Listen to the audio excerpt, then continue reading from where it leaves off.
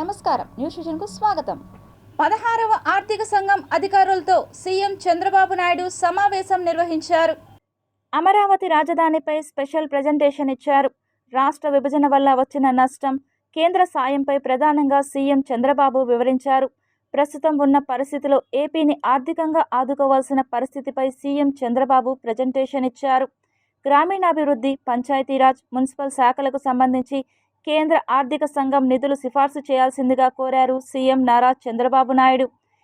కేంద్ర ప్రభుత్వం ప్రస్తుతం చేస్తున్న సాయంతో కొంత ముందుకు వెళుతున్నా గతంలో చేసిన అప్పులు, వాటికి అవుతున్న వడ్డీలతో ప్రగతి రథం ముందుకు కదలడం లేదని ఆవేదన వ్యక్తం చేశారు సీఎం చంద్రబాబు. ఆంధ్రప్రదేశ్ రాష్ట్ర పర్యటనకు వచ్చిన 16వ ఆర్థిక సంఘం అధికారులకు సచివాలయం మొదటి బ్లాక్ వద్ద సీఎం చంద్రబాబు స్వయంగా స్వాగతం పలికారు.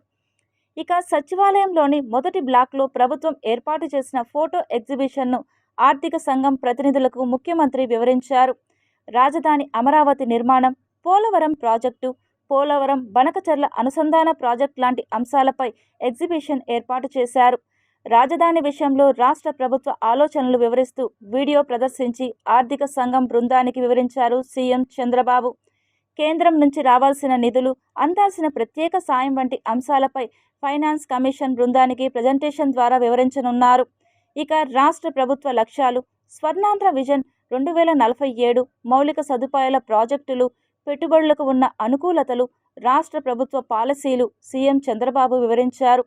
విభజన అనంతరం రాష్ట్రం ఎదుర్కొన్న ఆర్థిక కష్టాలు, తదనంతర పరిణామాలను వివరించారు.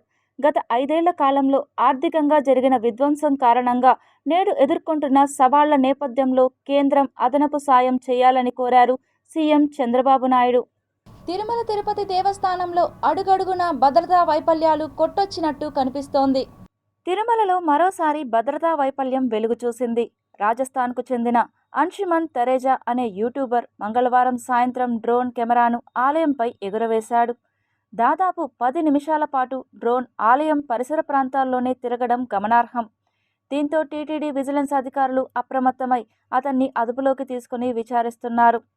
ఏ ప్రాంతాలను చిత్రీకరించారు, డ్రోన్ ఎందుకు ఎగురవేశారని ఆరా తీస్తున్నారు. అంశుమన్ ఉదయం నుంచి తిరుమలలో పలు ప్రాంతాల్లో డ్రోన్ వినియోగించినట్టు సమాచారం. ఆగమ నిబంధనల ప్రకారమే కాకుండా భద్రతా కారణాలతోనూ ఆలయంపై డ్రోన్ కెమెరాలు ఎగురవేయడం నిషేధం. సాధారణంగా డ్రోన్ కెమెరాలతో వచ్చే భక్తులను అలిపిరి చెక్ పాయింట్లోనే భద్రతా సిబ్బంది అడ్డుకోవాలి. అయితే ఓ యూట్యూబర్ డ్రోన్ కెమెరాతో తిరుమల రావడంతో భద్రతాధికారులపై తీవ్ర స్థాయిలో విమర్శలు వస్తున్నాయి. ఇక 2023 జనవరిలో కూడా సర్వే కోసమని వచ్చిన ఓ సంస్థ శ్రీవారి ఆలయంపై డ్రోన్ ఎగురవేసి ఆ చిత్రాలను సోషల్ మీడియాలో పెట్టడం కూడా తీవ్ర విమర్శలకు దారితీసింది. గతేడాది జనవరిలోనూ అస్సాంకు చెందిన ఓ జంట ఘాట్ రోడ్లో డ్రోన్ ఎగురవేసిన ఘటనలు ఉన్నాయి. మరోవైపు మంగళవారం ఉదయం తిరుమలకు వచ్చిన ఓ టెంపో వాహనంపై ఇతర మతాలకు సంబంధించిన చిహ్నాలు ఉండటం కూడా భక్తుల నుంచి విమర్శలకు దారితీసింది. నిన్నటి దినం ఒక యూట్యూబ్ ఛానల్ పేరు అయితే మాకు తెలియదు కానీ డ్రోన్ కెమెరా ఎగరేసి సంచలనం సృష్టించడం జరిగింది. ఇలాంటి సంఘటన చేసిన దానివలన అక్కడ ఉన్నటువంటి భక్తులు కావచ్చు, ఉన్నటువంటి టీటీడీ యాజమాన్యం ఉద్యోగస్తులు కావచ్చు, ఒక భయాందోళనకు గురి కావడం జరిగింది. మరి ఆ డ్రోన్ కెమెరా ఎట్లా పోయింది, ఎలాగా పైకి ఎగరేశారు, ఇంత టీటీడీ సెక్యూరిటీ నిఘా ఉండగా దాన్ని ఏ పద్ధతిలో పైకి ఎగరేసినారనేటువంటి విషయాన్ని నిగ్గుదాల్చాల్సినటువంటి అవసరం ఉంది. వారిపైన కఠినమైనటువంటి చర్యలు తీసుకోవాల్సిన అవసరం ఉంది. ఇలాంటి సంఘటనలు మరొకసారి అలాగనే జరిగితే టీటీడీ ప్రతిష్టని దిగజార్చేటువంటి దినాన్ని ఆ అవసరం రేపు రాబోయేటువంటి ప్రజలు కూడా ఆ పద్ధతిలో యాత్రికులు ఉండేటువంటి కోట్లాది మంది భక్తులు ఆలోచిస్తారు. ఈ నిఘా వైఫల్యాన్ని కట్టడి చేసి ఎవరైతే నిన్న ఈ డ్రోన్ కెమెరాని ఎగరేసినారో వాళ్ళపైన చర్యలు తీసుకునే విధంగా టీటీడీ చైర్మన్ గారు, ఈఓ గారు కూడా పూర్తి బాధ్యత తీసుకోవాలని చెప్పేసి ఇలాంటి సంఘటనలు మరొకసారి జరగనీయకుండా టీటీడీ టీటీడీపై నిఘా ఏర్పాటు చేయాల్సిన బాధ్యత వాళ్ళపైన ఉంటే వారిపైన అజమాయిష్ చేయాల్సినటువంటి అవసరం ఉంది. ఈ టీటీడీ నిఘాని మరింత భద్రత పెంచాల్సినటువంటి అవసరం ఉందని చెప్పేసి ఒక సామాన్యమైనటువంటి ప్రజలుగా మేము అభిప్రాయం పెడతా ఉన్నాం. తిరుమలకు రోజు 70,000 నుంచి 1,00,000 మంది యాత్రికులు వస్తుంటారు. అక్కడ ఒక వ్యవస్థ, విజిలెన్స్ వ్యవస్థ ఉంది, సెక్యూరిటీస్ అన్నీ ఉన్నారు. అక్కడ కొండపైన హెలికాప్టర్లు పోకూడదు, ఇట్లాంటివి డ్రోన్ కెమెరాలు అవన్నీ ఉపయోగించకూడదనే చాలా నిబంధనలు ఉన్నాయి. కొండపైన రాజకీయాలు కూడా మాట్లాడకూడదు. కానీ విజిలెన్స్ పర్యవేక్షణ లోపం వల్లనే ఈరోజు ఈ యొక్క యూట్యూబ్ ఛానల్ ఉన్నటువంటి వాళ్ళు దారులింటి పోయి యూట్యూబ్లు చూసుకొని చేయడం, డ్రోన్స్ ఎగరేయడం, కొండపైన డ్రోన్స్ ఎగరేసి వీడియోలు చేయడం, ఇలాంటివి అనేక విజిలెన్స్ నిర్లక్ష్యం వల్లనే జరుగుతున్నాయి. దీనివల్ల భద్రతా లోపం జరిగితే చాలా అక్కడ నష్టం జరిగే పరిస్థితి కూడా కొండపైన భవిష్యత్తులో వస్తుంది. కాబట్టి ఖచ్చితంగా చైర్మన్, ఈఓ, విజిలెన్స్ ఆఫీసర్లు అక్కడ నిర్లక్ష్యం చేసినటువంటి వారిపైన చర్యలు తీసుకోవాలి. భవిష్యత్తులో ఇలాంటి జరగకుండా చూసి తిరుమల పవిత్రతను కాపాడాలని కోరుతున్నాం. టీటీడీలో వివాదాల పరంపర కొనసాగుతూనే ఉంది. దేశంలోనే అతిపెద్ద ఆధ్యాత్మిక కేంద్రమైనటువంటి తిరుమల తిరుపతి దేవస్థానంలో రోజురోజుకి వివాదాలు పరిపాటిగా మారాయి. శ్రీవారి వాహనాల్లో అత్యంత ప్రాధాన్యమైన స్వర్ణరథ మండపంలో స్వల్ప నిర్మాణ మరమ్మత్తు పనులు జరుగుతున్న నేపథ్యంలో అత్యంత విలువైన స్వర్ణరథం వద్ద ఎటువంటి భద్రత, విజిలెన్స్ సిబ్బంది లేకపోవడం పలు విమర్శలకు తావిస్తోంది. సాధారణంగా టీటీడీలో ఎటువంటి నిర్మాణ మరమ్మతులు జరుగుతున్నా టీటీడీ సిబ్బంది కానీ, ఇంజనీరింగ్ విభాగం సిబ్బంది కానీ, లేదా విజిలెన్స్ పర్యవేక్షణలో కానీ జరుగుతుంటాయి. కానీ అత్యంత విలువైన స్వర్ణరథం చెంత నిర్మాణ మరమ్మత్తు పనులు జరుగుతున్న నేపథ్యంలో కనీసం సీసీ కెమెరాలు కూడా ఏర్పాటు చేయకపోవడం భక్తులకు చర్చనీయాంశంగా మారింది. సమస్త జీవరాశులలో గోవు కూడా ఒక ప్రాణి అని, వీటి సహజ మరణాలకు రాజకీయ రంగు పులమడంలో అర్థం లేదని సిపిఐ జాతీయ కార్యదర్శి నారాయణ వెల్లడించారు. గత కొన్ని రోజులుగా టీటీడీ గోశాలపై వస్తున్న ఆరోపణలు, విమర్శలు పెనుదుమారం రేపుతున్నాయి. దీనిపై స్పందించిన సిపిఐ నేత నారాయణ గోశాలను సందర్శించి గోవుల ఆరోగ్యం, వాటి జనచర్యలో భాగంగా మేత తదితర అవసరాలు సరిగ్గా జరుగుతున్నాయా లేవా అని సిబ్బందితో మమేకమై ఆరా తీశారు. వాస్తవాలు తెలుసుకోవాలి, ప్రపంచం వాళ్ళకి తెలియజేయాలి. చెడు ఉంటే చెడు గురించి చెప్పడం, దాన్ని పరిష్కారం చేసుకోవడం, మంచి ఉంటే దాన్ని ఇంకా ప్రోత్సహించడం. అలాగే ఎప్పుడు కానీ విమర్శ ఎట్లున్నారంటే జరిగిన తప్పును సరిదిద్దుకుంటూ భవిష్యత్తులో ముందుకు పోయే పద్ధతులు ఉండాలి తప్ప నేను ఇంతతో నాశనం చేసేయాలి, కూని చేసేయాలి, ఖతం చేయాలనేటువంటి దురుద్దేశం ఉండాలి, మంచిది కాదు. నిజమే, ఆవులు చనిపోయిన మాట వాస్తవమే, మేము వచ్చి చూసాం. సమస్త జీవరాశులు పుట్టుట గిట్టుట రెండు సమానం. సమస్త జీవరాశులు శాశ్వతంగా ఉండే అవకాశం ఎక్కడ ఉంది ప్రపంచవంతమైనదిగా. ఒక వయసు వచ్చినప్పుడు ఆటోమేటిక్గా చనిపోతాయి. ఆరోగ్యం బాగాలేకుండా చనిపోవచ్చు, వయసు అయితే చనిపోవచ్చు. నేను ఒక ఆవులే కాదు, సమస్త జీవరాశులు మనుషులతో సహా మనం కూడా స్థిరస్థాయిగా ఉండే అవకాశం లేదు. అలాంటప్పుడు గోవులు కూడా ఆ సహజ మరణం ఉంటాయి. దానికి వయసు వచ్చేటప్పుడు కూడా పోతాయి. ఇప్పుడు దాన్ని మాట్లాడడం చాలామంది పనిచేసే వాళ్ళు చెప్పింది ఒకటే, దానాకు ఏమాత్రం లోటు లేదు, ఫుల్గా దానికి ఆహారం పెడుతున్నాం. వైద్యులు చిన్న ప్రాబ్లం వస్తే కూడా వెంటనే డాక్టర్స్ పిలిపిస్తున్నాం. డాక్టర్ని పిలిపిస్తే వాళ్ళు ఇమ్మీడియట్గా దానికి కావాల్సిన ఏర్పాట్లు చేస్తూ ఉన్నారు. కొత్తగా తీసుకొచ్చినటువంటి ఆవులు ఎవరు దానం చేసేవాటువంటి కానీ బయట కొనుగోలు చేసే కానీ వస్తే వాటిని దీంట్లో కలపం.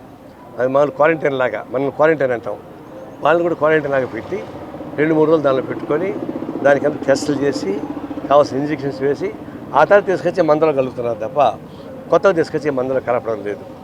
ఇవి క్లారిఫై చేశారు. అట్లాంటప్పుడు చనిపోవడం, నేను అబద్ధం చెప్పడం లేదు, చనిపోయింది వాస్తవమే. కానీ అది కాలం చెల్లి వయసు మళ్ళీ అది చనిపోవడమా, లేకపోతే యాజమాన్యమే దానికి ఫుడ్ పెట్టకుండా, ఆరోగ్యం చూడకుండా, దానికి ఏం మందులు పెట్టకుండా చంపేయడమా? అంటే ఎక్కడ పరిశీలించినా ఆహార కొరత లేదు, ఇంకా మిగులుతున్నాయి తప్ప. వైద్యం డాక్టర్లు ఇక్కడ అందుబాటులో ఉన్నారు, వెంటనే వాళ్ళకి రిపోర్ట్ పంపించి కావాల్సిన ఏర్పాటు చేస్తున్నారు. మరి ఇన్ని జాగ్రత్తలు తీసుకున్నప్పుడు సహజంగా చనిపోయిన దాన్ని ఇది అసహజంగా దాన్ని చిత్రీకరించి చెప్పడం అంటే చెప్పినా ఇక్కడి నుంచి అంతర్జాతీయ స్థాయిలో పోతాయి వార్తలు. ఎందుకంటే మనం నా ప్రత్యేకత వల్లనో విమర్శించడం ప్రత్యేకత వల్ల కాదు, దేవస్థానానికే ప్రత్యేకత, అంతర్జాతీయ స్థాయిలో ప్రాముఖ్యత కలిగిన సంస్థ ఏం జరిగినా పోతుంది. పోగొట్టుకున్న మొబైల్స్ను రికవరీ చేసి బాధితులకు అందించడంలో తిరుపతి జిల్లా మొదటి స్థానంలో ఉందని ఎస్పీ హర్షవర్ధన్ రాజు మీడియాకు తెలియజేశారు. మీ అందరికీ తెలిసిన విషయమే, మనకు పోలీసు సేవల్లో భాగంగా మొబైల్ హంట్ అనే ఒక వాట్సాప్ నంబర్ మీద ఒక మెసేజింగ్ సర్వీస్ ఉంది. ఎవరికైనా కానీ ఏదైనా మొబైల్ లాస్ అయితే ఆ వాట్సాప్ నంబర్కి కానీ వాళ్ళు ఇన్ఫర్మేషన్ అంటే మెసేజ్ పెడితే వాళ్ళకి కొంచెం ఒక ఫార్మాట్లో వాళ్ళకి ఇన్ఫర్మేషన్ కోసం అడగటం, ఆ డీటెయిల్స్ సబ్మిట్ చేసిన తర్వాత దాన్ని బేస్ చేసుకొని మా టెక్నికల్ టీం దాని మీద వర్కౌట్ చేసి సెల్ ఫోన్ని ట్రాక్ చేసి వాటిని ట్రేస్ చేసి వాటిని రికవర్ చేసి ఆ బాధితులకు ఇవ్వడం జరుగుతూ ఉంది. సో ఈ భాగంగా తిరుపతి జిల్లాలో ఇది 13వ అంటే ఫేజ్ అంటే ఎపిసోడ్. ఇప్పటిదాకా 12 టైమ్స్ ఈ విధంగా చేయడం జరిగింది. సో టోటల్గా ఇప్పటిదాకా రఫ్గా 4200 and odd cell phones recover చేసాం. దాదాపు 8 crores వర్త్. ఈరోజు 13th ఫేజ్లో 510 mobiles 1 crore 10 lakhs worth. So ఈ మొబైల్ హంట్ మెసేజింగ్ సర్వీసే కాకుండా సెంట్రల్ ఎక్విప్మెంట్ ఐడెంటిటీ రిజిస్టర్ అని CEIR ప్లాట్ఫామ్ కూడా, పోర్టల్ కూడా ఉంది. ఆ పోర్టల్లో కూడా ఆ బాధితులు పోర్టల్లో వాళ్ళ ఇన్ఫర్మేషన్ సబ్మిట్ చేస్తే దాన్ని కూడా ఎక్కడ దుర్వినియోగం కాకుండా వాళ్ళ పోయినటువంటి మొబైల్ని మనము ట్రాక్ చేసి వాళ్ళకి ఇచ్చేదానికి దోహదపడుతుంది. రాష్ట్ర ప్రభుత్వం జారీ చేసిన క్రమబద్ధీకరణ పథకం 2025 ప్రభుత్వ భూముల్లో ఆక్రమించుకొని ఇల్లు కట్టుకున్న వారు ఎవరైనా ఉంటే ఇంటి పట్టా కోసం దరఖాస్తు చేసుకుంటే క్రమబద్ధీకరణకు సంబంధించిన దరఖాస్తుదారుడికి ఇంటి పట్టాను మంజూరు చేస్తున్నట్లు జిల్లా కలెక్టర్ వెంకటేశ్వర్ పేర్కొన్నారు. తిరుపతి జిల్లా కలెక్టరేట్లో కలెక్టర్ ఛాంబర్లో జాయింట్ కలెక్టర్ శుభం బన్సల్ కలిసి విలేకరుల సమావేశాన్ని ఏర్పాటు చేశారు. రేట్ వచ్చేసి ఎంత అంటే అప్ టు 150 square yards మనకి ఒక డీ పట్టా ఇవ్వడం జరుగుతుంది. కన్వేయన్స్ డీడ్తో పాటు 2 years వరకు ఎలిజిబుల్ రైట్స్ ఉంటాయి, సేల్ రైట్స్ ఉంటాయి. 2 years తర్వాత వాళ్ళు అమ్ముకోవచ్చు. అది కాస్ట్ ఆఫ్ ఎగ్జిక్యూషన్ కూడా ఫ్రీ, అంటే ఎటువంటి రిజిస్ట్రేషన్ ఛార్జీలు కూడా వర్తించవు.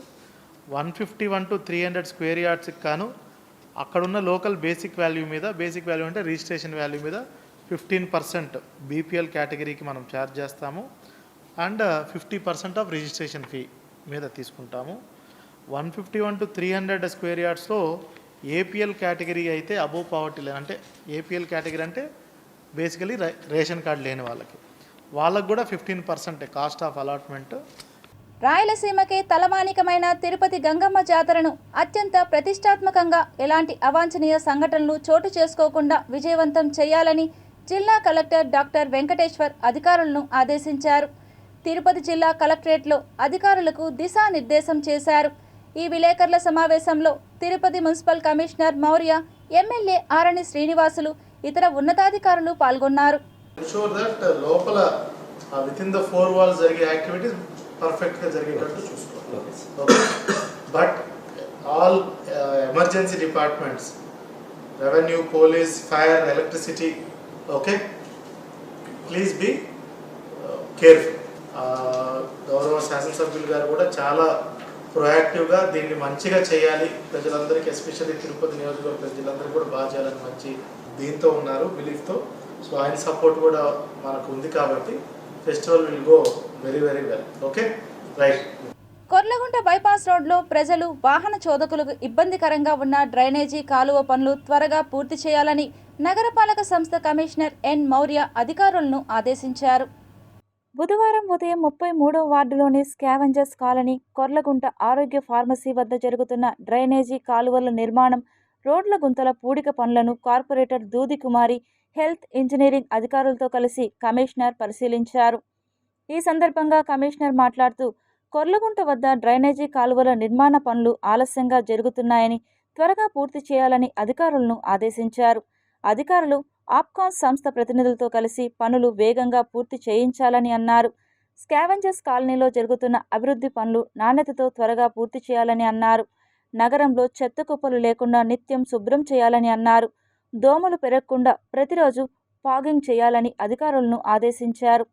కమిషనర్ వెంట superintendent engineer Shyam Sundar, municipal engineer Tulasi Kumar, health officer doctor Yuva Anvesh, DE Raju, sanitary supervisor Sumathi తదితరులు ఉన్నారు. మహిళలు వృత్తి నైపుణ్య శిక్షణ కార్యక్రమాల్లో రాణించి ఆర్థికంగా బలపడాలని తిరుపతి నగరపాలక సంస్థ కమిషనర్ ఎన్ మౌర్య పిలుపునిచ్చారు. శ్రీకాళహస్తిలోని electro steel castings limited ECL Srikalahasti pipes company ఆధ్వర్యంలో మహిళల కోసం నిర్వహించిన వృత్తి నైపుణ్య శిక్షణ కార్యక్రమాల్లో భాగంగా నిర్వహించిన బ్యూటీషియన్ కోర్స్ ముగింపు కార్యక్రమం బుధవారం నిర్వహించారు. ఈ కార్యక్రమంలో తిరుపతి నగరపాలక సంస్థ కమిషనర్ ఎన్ మౌర్య పాల్గొని మాట్లాడుతూ, ప్రతి సంస్థ సమాజం పట్ల సామాజిక బాధ్యతతో వ్యవహరించాలని అన్నారు. పర్యావరణ పరిరక్షణ సంస్థ చేస్తున్న కృషి అభినందనీయమన్నారు. ఈసీఎల్ సంస్థ వారు తమ పరిసర ప్రాంతాల్లోని మహిళలకు వృత్తి నైపుణ్య శిక్షణ కార్యక్రమాలు నిర్వహించడం సంతోషకరమని అన్నారు. నేటి మహిళలు విద్యతో పాటు స్వయం సమృద్ధి మరియు ఆర్థిక పరిపుష్టి సాధించాలని అన్నారు. అందులో భాగంగా మహిళలు టైలరింగ్, బ్యూటీషియన్ కోర్సులు వంటివి నేర్చుకోవాలని అన్నారు. అప్పుడే ఆర్థికంగా ఎదుగుదల సాధిస్తారని అన్నారు. ప్రస్తుతం బ్యూటీషియన్ కోర్సులకు మంచి డిమాండ్ ఉందని సద్వినియోగం చేసుకోవాలని అన్నారు. డిజిటల్ మీడియా ద్వారా మనం చేసే ఉత్పత్తులను విరివిగా ప్రచారం చేసుకునే అవకాశం కూడా ఉందని అన్నారు. మహిళలు ఆర్థికంగా ఎదిగితే వారి పిల్లలను మంచి విద్యతో పెంచి రేపటి కోసం వారిని శక్తివంతం చేసే అవకాశం ఉందని అన్నారు. ప్రతి మహిళ ఖచ్చితంగా డిగ్రీ వరకైనా చదువుకోవాలని అన్నారు. Company executive director Suresh Khandelwal మాట్లాడుతూ తమ సంస్థ సామాజిక బాధ్యతలో భాగంగా పలు కార్యక్రమాలు నిర్వహిస్తున్నామని అన్నారు. అందులో భాగంగానే టైలరింగ్, ఫ్యాషన్ డిజైనింగ్, బ్యూటీషియన్ నైపుణ్య అభివృద్ధి కార్యక్రమాలు వంటి వాటిలో మహిళలకు శిక్షణ ఇస్తున్నామని అన్నారు. పారిశ్రామిక వినియోగం కోసం తిరుపతి మున్సిపల్ కార్పొరేషన్ నుండి నీటిని తీసుకుంటున్నామని అన్నారు. దీనివలన ఈ ప్రాంతంలో భూగర్భ జల స్థాయిని పెంచడానికి, రైతుల వ్యవసాయానికి ఎంతో తోడ్పడుతుందని అన్నారు.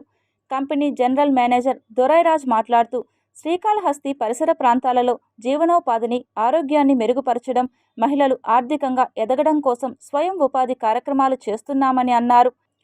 కంపెనీ ఎదుగుదలతో పాటు ప్రజల ఎదుగుదల ముఖ్యం అనే ఒక నినాదంతో ముందుకు సాగుతున్నామని అన్నారు. అనంతరం తిరుపతి నగరపాలక సంస్థ నుండి కంపెనీ తీసుకుంటున్న మురుగునీటి శుద్ధి చేసే ప్లాంట్ పరిశీలించారు. తిరుపతి నుండి నీరు ఎలా వస్తున్నాయి, వాటిని తిరిగి ఇక్కడ ఎలా శుద్ధి చేస్తున్నారు, ఏ విభాగాలకు నీటిని ఎలా వినియోగిస్తున్నారు అనే విషయాలను విపులంగా తెలుసుకున్నారు. ఈ సందర్భంగా శిక్షణ పూర్తి చేసుకున్న మహిళలకు సర్టిఫికేట్స్ అందజేసి కంపెనీ ఆవరణలో కమిషనర్ ఎన్ మౌర్య ప్రతినిధులు మొక్కలు నాటారు. ఈ కార్యక్రమంలో డిప్యూటీ సిఓఓ రాజీవ్ ప్రకాష్, మహిళలు పాల్గొన్నారు. ఉప ముఖ్యమంత్రి పవన్ కళ్యాణ్ సతీమణి కుమారుడి ఆరోగ్యం కుదుటపడాలని శ్రీవారి ఆలయంలో డిక్లరేషన్ ఫామ్పై సంతకం పెట్టి స్వామివారిని దర్శించుకొని మొక్కులు తీర్చుకోవడాన్ని మాజీ సీఎం జగన్మోహన్ రెడ్డి ఆదర్శంగా తీసుకోవాలని చంద్రగిరి ఎమ్మెల్యే పులివర్తి నాని గత వైకాపా పాలనపై ప్రశ్నల వర్షం కురిపించారు. కానీ మన ఈ వైఎస్ఆర్ పార్టీలో కీలకమైన వ్యక్తి, 2 సార్లు చైర్మన్ అయినటువంటి టీడీడీకి చైర్మన్ అయిన వ్యక్తి ఏ విధంగా నిన్న మొన్న మాట్లాడు మీరు చూడొచ్చు. గతంలో మీకు చెప్పా, వెంకటేశ్వర స్వామి అంటే నల్లరాయి, ఆ నల్లరాయిని కొడితే ఏమవుతుంది, ఆ ఓటు స్వామిని చెప్పకూడదు కాబట్టి చెప్పట్లా, కొడితే ఏమవుతుందని కూడా చెప్పాడు. అటువంటి వ్యక్తికి గతంలో రాజశేఖర రెడ్డి గారు ఉన్నప్పుడు చైర్మన్ పదవి ఇచ్చారు. తిరిగి జగన్మోహన్ రెడ్డి గారు వచ్చిన వెంటనే తిరిగి చైర్మన్ పదవి ఇచ్చారు. ఇచ్చిన తర్వాత జరిగిన సంఘటనలు మీకు తెలుసు. ఈరోజు గోవులు చనిపోయినాయి అంటున్నాడు. 2021 సంవత్సరం నవంబర్ 19, 20 తేదీ తుఫాన్ వచ్చింది. ఈశాన్య రాష్ట్రాలు మొత్తం జరిగి మనకు కూడా వచ్చింది. దాని పేరు నివార్, ఇంకొక పేరుతో వచ్చింది. ఆ రోజు పక్కనున్న చంద్రగిరి నియోజకవర్గం, తిరుపతి నియోజకవర్గం ఏ విధంగా అతల కుత్తలు అయింది మీరు చూసుంటారు. ఆ రోజు ఇదే గోశాలలో సుమారు 75 నుంచి 85 ఆవులు చనిపోయింది. ఎక్కడా కానీ ఆయన ఆ రోజు శాసనసభ్యుడు, తిరుపతికి శాసనసభ్యుడు, చంద్రగిరిలో ఒక శాసనసభ్యుడు ఉన్నాడు. ఆ రోజు చంద్రగిరి నియోజకవర్గంలో ఉన్న గోశాలలో ఆ రోజున్న శాసనసభ్యుడు చెవిరెడ్డి భాస్కర్ రెడ్డి వల్ల తుమ్మలగొండ చెరువు వాటర్ రాకుండా నిలిపేసిన దానివల్ల రోడ్లపైన వచ్చి గోశాల మునిగిపోయి ఆవులు చనిపోయింది మీరు చూశారు. అది ఎక్కడైనా వచ్చిందా? ఆనుకొని ఉన్నటువంటి పద్మావతి మహిళా కాలేజీలో స్టూడెంట్స్కి ఉన్న హాస్టల్లో కింద అందరూ వదిలేసి పైకి వెళ్ళి ఫ్లోర్లో ఉన్నారు. ఆ రోజు కరుణాకర్ రెడ్డి కనపడలేదా? ఈరోజు ఎక్కడ జరగని సంఘటనని గోవులు వయోరీత్యా కావచ్చు, ఇంకోటి కావచ్చు, చనిపోయిన వాటిని ఏ విధంగా ఆయన చెప్తున్నాడు మీరు ఒకసారి చూడొచ్చు. గత ప్రభుత్వ హయాంలో టీటీడీలోని అన్ని శాఖలలో అవినీతి అక్రమాలు చోటు చేసుకున్నాయని, దీనికి బాధ్యులైన వారిని గుర్తించి వారికి తగు శిక్ష విధించేంత వరకు ఉపేక్షించేది లేదని టీటీడీ పాలక మండలి సభ్యులు భానుప్రకాష్ రెడ్డి తీవ్ర స్థాయిలో మండిపడ్డారు. జగద్ రక్షకుడు వెంకటేశ్వర స్వామి ఖజానాకే గత ప్రభుత్వంలో రక్షణ లేకుండా వెళ్ళింది. చాలా బాధాకరమైన విషయం. నాకు కూడా నిన్న రాత్రే తెలిసింది. సాక్షాత్తు స్వామివారి ఆలయం లోపల తులాభారం సమర్పించినటువంటి కానుకలు బ్యాంకు ద్వారా టీటీడీ ఖజానాకి వెళ్ళాల్సింది పోయి కోట్ల రూపాయలు చేతులు మారి కొందరు వ్యక్తుల్లోకి చేరడం చాలా బాధాకర సంఘటన, చాలా దురదృష్టకర సంఘటన. అసలు తిరుమల తిరుపతి దేవస్థానం ఆలయంలో ఏది జరగదు, ఏది జరగకూడదు అని చెప్పి భావించామో అవన్నీ గత ప్రభుత్వ హయాంలో జరిగాయని చెప్పి కొన్ని ఉదాహరణలు మా దగ్గరికి వచ్చాయి. పరకామణిలో దాదాపు డాలర్లు దొంగతనం చేస్తే దాని మీద క్రిమినల్ కేసులు పెట్టి జైలుకి పంపించాల్సింది పోయి చెట్టు కింద పంచాయతీలు పెట్టి లోక్ అదాలత్ కాంప్రమైజ్ చేసి కొందరు వ్యక్తుల్ని తప్పించే ప్రయత్నం గత ప్రభుత్వం చేసింది. గతంలో ఉన్నటువంటి ఇక్కడ అధికారులు, ధర్మకర్తల మండలి దానికి బాధ్యత వహించాలి. అది దాని మీద ఎంక్వైరీ చేయమని చెప్పి నేను మొట్టమొదటి సమావేశంలో బోర్డు మీటింగ్లో నేను లేవనెత్తడం జరిగింది. దాని మీద స్టేట్ విజిలెన్స్ అండ్ ఎన్ఫోర్స్మెంట్ నివేదిక పూర్తి చేసింది. ఆ నివేదిక వచ్చిన తర్వాత చర్యలు తీసుకుంటామని చెప్పి అసెంబ్లీ పద్దుల కమిటీ చైర్మన్ జోగేశ్వరరావు అధ్యక్షతన జిల్లా కలెక్టర్ సుమిత్ కుమార్ ఆధ్వర్యంలో జిల్లా పరిషత్ సమావేశపు మందిరం నందు సమావేశమయ్యారు. సమావేశానికి కమిటీ సభ్యులు ఎమ్మెల్యేలు భూమా అఖిలప్రియ, నిమ్మక జయకృష్ణ, మద్దిపాటి వెంకట్రాజు, పార్థసారథి వాల్మీకి, పాసిం సునీల్ కుమార్, ఏలూరి సాంబశివరావు, ఎమ్మెల్సీలు వరాహ వెంకట సూర్యనారాయణరాజు, వరుడు కళ్యాణీలు, కమిటీ సభ్యులతో పాటు చిత్తూరు శాసనసభ్యులు గురజాల జగన్మోహన్ కూడా సమావేశంలో పాల్గొన్నారు. అసెంబ్లీ పద్దుల committee deputy secretary S Raj Kumar, DRO Mohan Kumar, జిల్లా అధికారులు ఆర్ఎండ్బి, పిఆర్, ఆర్డబ్ల్యూఎస్ఎస్ఈలు Satyanarayana, Chandrashekar Reddy, Vijay Kumar, ZP CEO Ravikumar Naidu, DEO Varalakshmi, Samagra Shiksha APC Venkataramana, DRDA PD Sridevi, వ్యవసాయ, ఉద్యాన, ఏపీఎంఐపి పశు సంవర్ధక శాఖల అధికారులు Muralikrishna, Madhusudan Reddy, Arif, Balasubramanyam, housing PD Gopal Naik, DMNHO doctor Sudharani, DCHS Padmanjali, జిల్లా సాంఘిక మైనార్టీ సంక్షేమ శాఖల అధికారులు చెన్నయ్య, చిన్నారెడ్డి, వివిధ శాఖల జిల్లా అధికారులు పాల్గొన్నారు. చిత్తూరు జిల్లాకి స్టేట్ ఎస్టిమేట్ కమిటీ తరఫున మేమందరం కూడా ఇక్కడ రావడం జరిగింది. ఎస్టిమేట్ కమిటీ చైర్మన్గా మనపేట ఎమ్మెల్యే వెంకటేశ్వర నేను మొత్తం ఈ కార్యక్రమంతో మొత్తం జరుపుకోవడం జరిగింది.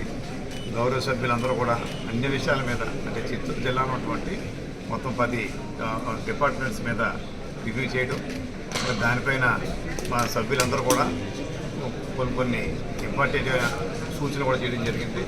అవన్నీ కూడా మా సెక్రటరీ అన్నీ కూడా రాసుకోవడం జరిగింది. దాన్ని మా హౌస్కి ఇచ్చి ఆ రిపోర్ట్ని ఇంకా మన చిత్తూరు సంబంధించి కానీ ఇంకా స్టేట్లకి ఎదుర్కోవడానికి ఏం చేయాల్సిన కూడా చేసి అవన్నీ కూడా చేయడం అని చెప్పి మేము ఇక్కడికి వచ్చి ఈ కమిటీలో చర్చించడం జరిగింది. ప్రజా దర్బార్ అనేది ప్రజలందరికీ ఉపయోగపడేలా ప్రజా పరిపాలన అందించేందుకు ఉపయోగపడుతుందని తిరుపతి టీడీపీ నియోజకవర్గ ఇన్ఛార్జ్ సుగుణమ్మ అన్నారు. తెలుగుదేశం పార్టీ మాజీ శాసనసభ్యురాలు సుగుణమ్మ నివాసంలో ప్రజా దర్బార్ కార్యక్రమాన్ని ప్రతి బుధవారం నిర్వహించే విషయం విదితమే. అయితే తిరుపతి నగర పరిధిలోని 50 డివిజన్ల నుండి అర్జీదారులు తమ సమస్యలను పరిష్కరించాలని కోరుతూ సుగుణమ్మకు వినతి పత్రాలను అందజేశారు. ఈ సందర్భంగా అర్జీదారుల నుండి వచ్చిన ఫిర్యాదులను నోట్ చేసుకుని సంబంధిత అధికారులతో చర్చించి పరిష్కార దిశగా కృషి చేస్తానని తెలిపారు.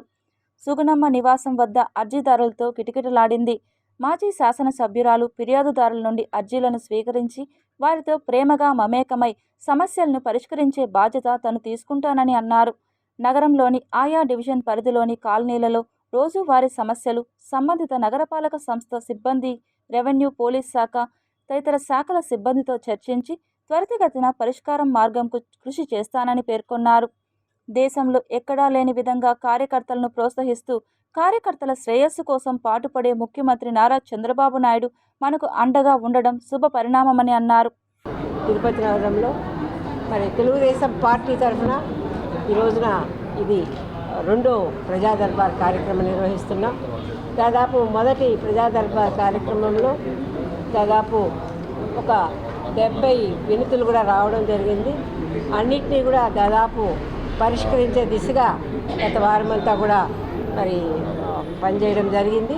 దానిలో భాగంగా ఒక 5-6 పోలీస్ కేసులు కూడా రావడం జరిగింది. వాళ్ళకి న్యాయం జరగలేదని సంబంధిత అధికారులకు కూడా సిఐలు కూడా చెప్పడం జరిగింది. వాటన్నిటిని కూడా పరిష్కార దిశగా వారు కూడా మరి చేయడం జరిగింది. అదే కాకుండా మరి ఎవరైతే కొంతమంది వికలాంగ సర్టిఫికేట్ లేక పెన్షన్ రాని వాళ్ళు కూడా కొంతమంది ఇవ్వడం జరిగింది. వాళ్ళకు కూడా మరి డిఎంహెచ్ఓకి తెలియజేసి వారికి సదరన్ సర్టిఫికేట్ వచ్చే విధంగా కూడా కృషి చేయడం జరిగింది.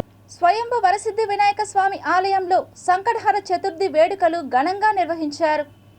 సంకటహర చతుర్థి వ్రతం ఆచరిస్తే సర్వశుభాలు జరిగి గ్రామాలు, రాష్ట్రం, దేశం సుభిక్షంగా ఉంటుందని వేద పండితులు సంకటహర చతుర్థి వ్రతం చేయిస్తారు. అందులోనూ విఘ్నాలకు అధిపతి, సత్య ప్రమాణాలకు నిలవైన శ్రీ కాణిపాకం శ్రీ వరసిద్ధి వినాయక స్వామి ఆలయంలో ఈ వ్రతం ఆచరిస్తే మరింత శుభాలు జరిగి లోకం సర్వశుభాలకు నిలయంగా మారుతుందని ప్రతీక. ప్రతి నెల పౌర్ణమి అనంతరం 3వ రోజు శ్రీ వరసిద్ధి వినాయక స్వామి ఆలయంలో సంకటహర చతుర్థి వ్రతం అత్యంత భక్తి శ్రద్ధలతో నిర్వహిస్తారు. ఈ వ్రతం బుధవారం ఆలయంలో ఘనంగా వేద పండితులు, అర్చకులు సాంప్రదాయబద్ధంగా నిర్వహించారు. ఈ కార్యక్రమానికి ముందుగా దంపతులు, పెళ్లిగాని యువకులు, బాధపడేవారు వరుసగా ఈ వ్రతాన్ని ఆచరిస్తారు. దీనివల్ల సర్వశుభాలు నెరవేరుతాయి అని వేద పండితులు, అర్చకులు తెలియజేస్తారు.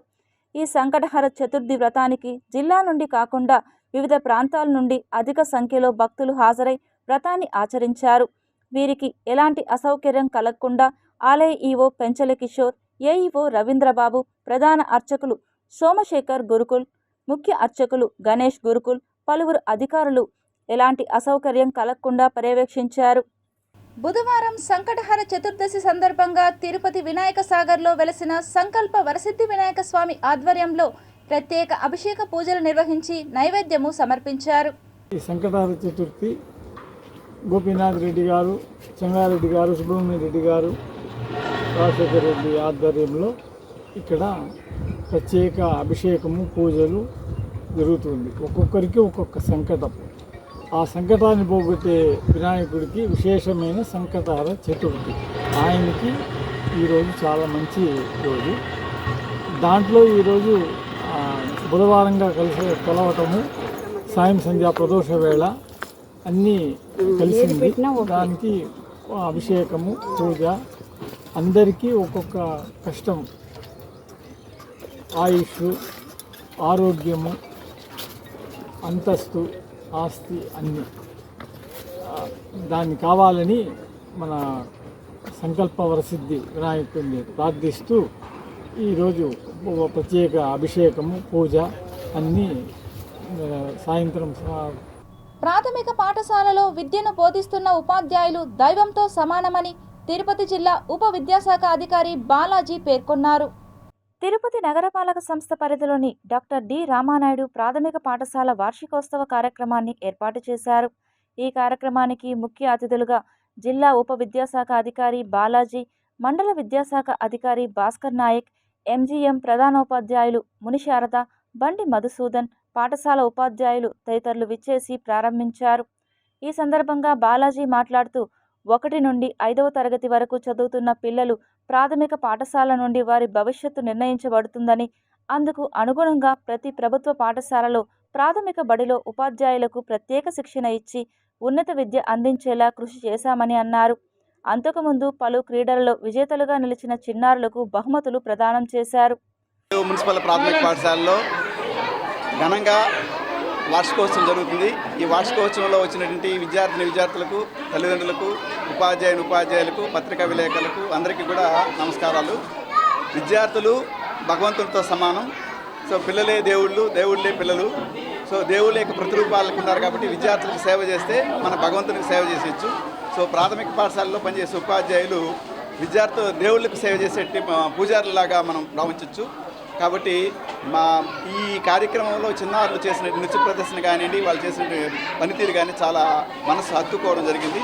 సో ఇటువంటి మరిన్ని కార్యక్రమాలు జరగాలని నేను కోరుకుంటున్నాను. బగబగమండే బాలుడి ప్రతాపం నుండి ఉపశమనం కలిగించేందుకు భారతీయ జనతా పార్టీ నాయకులు చలివేంద్రాలు ఏర్పాటు చేయడం శుభ పరిణామం అని బీజేపీ జిల్లా అధ్యక్షులు సామంచి శ్రీనివాస్ తెలిపారు. తిరుపతి బైరాగపట్టణంలో చల్లని మంచినీరు చలివేంద్రాన్ని ఏర్పాటు చేశారు. భారతీయ జనతా పార్టీ జిల్లా అధ్యక్షులు సామంచి శ్రీనివాస్, మండల అధ్యక్షులు, బీజేపీ నాయకులు విచ్చేసి రిబ్బన్ కట్ చేసి చలివేంద్రాన్ని ప్రారంభించారు. ఈ సందర్భంగా సామంచి శ్రీనివాస్ మీడియాతో మాట్లాడుతూ, వేసవి కాలంలో పార్టీలకు అతీతంగా తిరుపతి నగరంలోని ప్రధాన కూడళ్లలో చలివేంద్రాలను ఏర్పాటు చేసి తిరుపతికి విచ్చేసే యాత్రికులకు, భక్తులకు, స్థానికులకు ఎండవేడిమి నుండి ఉపశమనం కలిగించేలా మరెన్నో చలివేంద్రాలు ఏర్పాటు చేయాలని పిలుపునిచ్చారు. సంతోషం. బైరాగపేటలోని మిత్రులు ఇవాళ వేసవి తాపాన్ని తీర్చే విధంగా ఈ ప్రాంతంలో వెళ్ళేటువంటి పాదాచారులు, ఇక్కడ పనిచేసేటువంటి అనేక మంది కార్మికులు వారి యొక్క దాహార్తిని తీర్చేందుకు, ఎండ వేడిమి నుంచి ఉపశమనం కలిగించే విధంగా ఇవాళ మిత్రులు ఇక్కడ ఒక సేవాభావంతో చలివేంద్రాన్ని ఈ 2 నెలల పాటు మండు టెండలో తిరిగేటువంటి అనేక మందికి వెనువెంటనే చల్లని నీరు అందించే విధంగా కూల్ మినరల్ వాటర్ని 4 మట్టి కుండల్లో నింపి అందరికీ 24 గంటల పాటు అందుబాటులో ఉంచి దీన్ని ప్రత్యేకమైన ఒక సేవా కేంద్రంగా శ్రద్ధతో, భక్తితో, సేవాభావంతో ఈ చలివేంద్రాన్ని ఇక్కడ 2 నెలల పాటు నిర్వహించుకునేందుకు ప్రత్యేక ప్రతిభావంతులైన విద్యార్థులకు భవితా సెంటర్లో ఉచిత మెడికల్ క్యాంప్ మరియు హెల్త్ కార్డులు పంపిణీ చేశారు. తిరుపతి మహాత్మా గాంధీ ఉన్నత పాఠశాల ఆవరణలోని భవితా సెంటర్లో విద్యను అభ్యసిస్తున్న విద్యార్థులకు సమగ్ర శిక్ష, తిరుపతి జిల్లా ప్రత్యేక అవసరాలు గల పిల్లలకు ఉచితంగా ఫిజియోథెరపీ కార్యక్రమాన్ని ఏర్పాటు చేయడం సంతోషంగా ఉందని భవితా సెంటర్ ఉపాధ్యాయురాలు భవానీ తెలిపారు. పాఠశాలలో సుమారు 60 మంది విద్యార్థులు చదువుతున్నారని, వారికి అవసరమైన మెడికల్ క్యాంపును నేడు భవిత కేంద్రంలో నిర్వహించామని తెలిపారు. సుమారు ఇక్కడ 20 నుంచి 25 మంది వరకు ఫిజియోథెరపీ కోసం నీడ్ ఉన్న చిల్డ్రన్ ఉన్నారు. ప్రతిరోజు వారానికి ఒక రోజు ఫిజియోథెరపీ క్యాంప్ ఇక్కడ జరుగుతుంది. సో ప్రతి ఒక్కరు పిల్లలు వచ్చి ఫిజియోథెరపీని సద్వినియోగం చేసుకోవాలని కోరుకుంటున్నాం. లోకోమోటర్ రిలేటెడ్ వాళ్ళకున్న ప్రతి ఒక్కరికి లేదా బిహేవియర్ ప్రాబ్లమ్స్ ఉన్న ప్రతి ఒక్కరికి కూడా ప్లస్ వచ్చి నడవలేని వాళ్ళకి బాడీలో ఎలాంటి వంపులు, వంకరలు ఇలాంటివి ఏమున్నా కూడా రెక్టిఫై చేయడానికి ఫిజియోథెరపీ హెల్ప్ అవుతుంది. పెయిన్ రిలేటెడ్ వాటికి కూడా మన హెల్ప్ అవుతుంది. ఇక్కడ మనకి 60 మంది పిల్లలు ఉన్నారు. 60 మంది పిల్లలు ఒకే కేటగిరీ కాకుండా మాకు వివిధ రకాలమైన కేటగిరీస్ వాటిగా వస్తారు. మెంటలీ రిటార్డెడ్ చిల్డ్రన్స్ కావచ్చు, ఇంటలెక్చువల్ డిజేబిలిటీ చిల్డ్రన్స్, వాళ్ళని మెంటలీ రిటార్డెడ్ వాళ్ళని ఇంటలెక్చువల్ డిజేబిలిటీ అంటారు ఇప్పుడు. అలాంటి పిల్లలు, సిపి సెర్బల్ పాలసీ వాళ్ళు హోమ్ బేస్డ్ ఎడ్యుకేషన్ చేస్తూ వాళ్ళకి హోమ్ బేస్డ్ వాళ్ళకి మేము శనివారం పూట వెళ్తాము. ఇక్కడ భవితా సెంటర్లో 5 రోజులు మాత్రము భవితా సెంటర్ వర్క్ చేస్తుంది, మండే టు ఫ్రైడే వరకు. ఇక్కడ సోమవారం నుంచి శుక్రవారం వరకు మనకి స్పెషల్ కరికులం యూజ్ చేసి ఇంటలెక్చువల్ డిజేబిలిటీ చిల్డ్రన్స్కి చెప్పిస్తాము.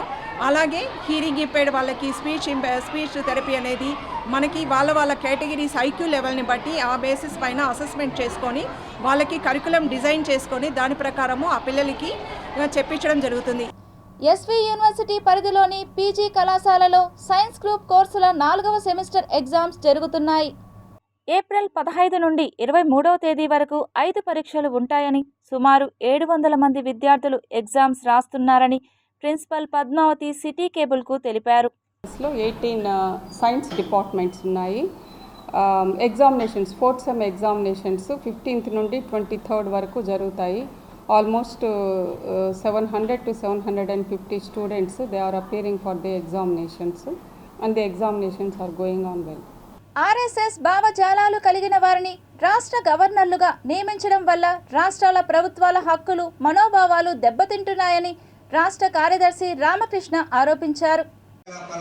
ఇటీవల కాలంలో ముఖ్యంగా మన ఆంధ్ర రాష్ట్రంలో జరుగుతున్నది ఏమంటే, ప్రతి అంశానికి రాజకీయ పార్టీలు, ప్రధానంగా వైఎస్ఆర్ కాంగ్రెస్ పార్టీ, తెలుగుదేశం పార్టీలు స్పందిస్తుంది. నేను ఒకటే ఎగ్జాంపుల్ చెప్తాను. అప్పుడు లడ్డూలో కల్తీ వ్యవహారం అని వచ్చింది. ఓకే, నెయ్యి కల్తీ జరిగింది అనుకోండి. జరిగితే అది ఎవరు బాధ్యులు? అక్కడ లోకల్ వాళ్ళు బాధ్యులు. దానిపైన చర్యలు తీసుకోండి. ఎవరైతే అక్కడ పాలక మండలిగా ఉంటారో, ఎవరైతే అక్కడ ఎగ్జిక్యూటివ్ ఆఫీసర్ ఉంటారో వాళ్ళు కంప్లైంట్ చేయండి, దానిపైన యాక్షన్ తీసుకోండి. అసలు దాన్ని మీరు రాజకీయం చేసి తెలుగుదేశం, జనసేన పార్టీలు రెండు కూడా దాన్ని పక్కా రాజకీయం కల్తీ వ్యవహారం తీసుకొని పోయి మీరు మాజీ ముఖ్యమంత్రి జగన్మోహన్ రెడ్డికి ముడిపెడుతుంది. జగన్మోహన్ రెడ్డి వచ్చి నీకు కొట్టాడా? అక్కడ ఉన్నారు కదా వాళ్ళు కదా చేసేది. కానీ జగన్మోహన్ రెడ్డి బదనాం చేయాలని చెప్పి జగన్మోహన్ రెడ్డి చుట్టూ దాని చివరికి ఉప ముఖ్యమంత్రిగా ఉన్న పవన్ కళ్యాణ్ అయితే ఒకేసారి వేషం మార్చి దీక్ష చేపట్టి పెద్ద బొట్టు పెట్టుకొని ఆయన పాదయాత్ర కొండెక్కేది చేసి అంత రాజకీయం అదంతా. వైఎస్ఆర్సీపీ అధినేత మాజీ ముఖ్యమంత్రి వైఎస్ జగన్మోహన్ రెడ్డికి మద్దతుగా మైనార్టీల ఆధ్వర్యంలో ఏర్పాటైన సమావేశంలో హర్షం వ్యక్తం చేశారు. కేంద్ర ప్రభుత్వం ఇటీవల తీసుకువచ్చిన కొత్త చట్టాన్ని సవాలు చేస్తూ వైఎస్ఆర్సీపీ సుప్రీంకోర్టును ఆశ్రయించడం సంతోషకరమని ముస్లింలు తెలిపారు. ఈ సందర్భంగా వైఎస్ జగన్ చిత్రపటానికి పాలాభిషేకం చేసి శుక్రియా జగన్ బాయ్ అంటూ నినాదాలు చేశారు. జిల్లా కేంద్రంలోని గాంధీ విగ్రహం వద్ద పలువురు ముస్లింలు ఈ కార్యక్రమంలో పాల్గొన్నారు. అనంతరం నాయకులు మీడియాతో మాట్లాడారు.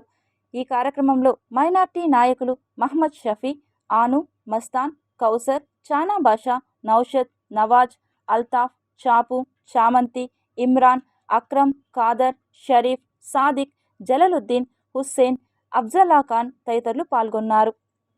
Tirupati bullion gold jewellery and silver merchants association సమాచారం మేరకు తిరుపతి లోకల్ బులియన్ మార్కెట్లో బంగారం, వెండి ధరలు ఇలా ఉంటాయి. 24 క్యారెట్ల బంగారం 10 గ్రాముల ధర 98,150 రూపాయలు. 22 క్యారెట్ల బంగారం 1 గ్రాము ధర 8,862 రూపాయలు. వెండి 1 కేజీ ధర 99,600 రూపాయలు.